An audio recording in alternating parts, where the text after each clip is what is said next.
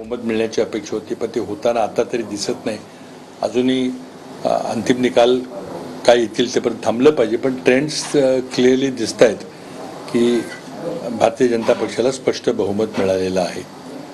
जम्मू काश्मीरमध्ये NC आणि काँग्रेसच्या आघाडीला स्पष्ट बहुमत मिळालेलं आहे. भाजपचा पराभव झालेला आहे.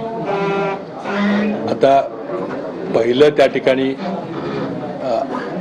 जम्मू काश्मीर सरकारचं काम असेल की जम्मू काश्मीरला पुन्हा पूर्ण राज्याचा दर्जा बहाल करणं, जे केंद्रशासित प्रदेश केला होता ते निरस्त करणं, आणि त्यामध्ये मग संघर्षाची ठिणगी देखील पडू शकेल.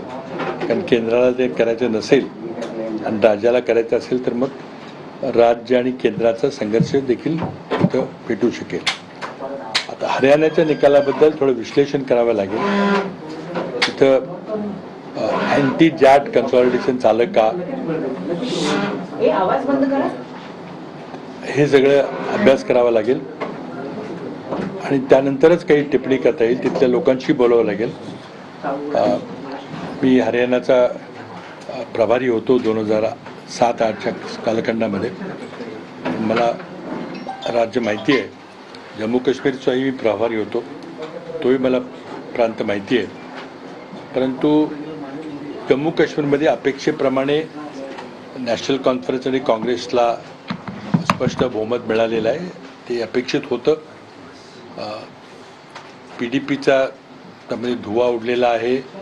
जम्मू विभागामध्ये भाजपला काही प्रमाणात हिंदू एरियामध्ये प्रतिसाद मिळालेला आहे. मला वाटतं की आता लोकांनी निवडून दिलेलं सरकार जम्मू काश्मीरमध्ये येत आहे, ही एक आनंदाची गोष्ट आहे. शेवटी सुप्रीम कोर्टाच्या निकालामुळे ही निवडणूक घ्यावी लागली, अन्यथा केंद्र सरकार काही निवडणूक घ्यायच्या विचारात नव्हतं.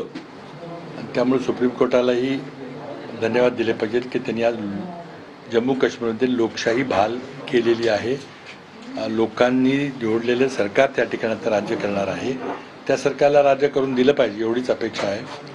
हरियाणाचे अंतिम निकाल आल्यावर आणखी बोलता येईल, पण सुरुवातीचे ट्रेंड, निम्मी मतमोजणी झाल्यानंतरचे ट्रेंड काँग्रेसच्या विरोधात जाताना दिसत आहेत.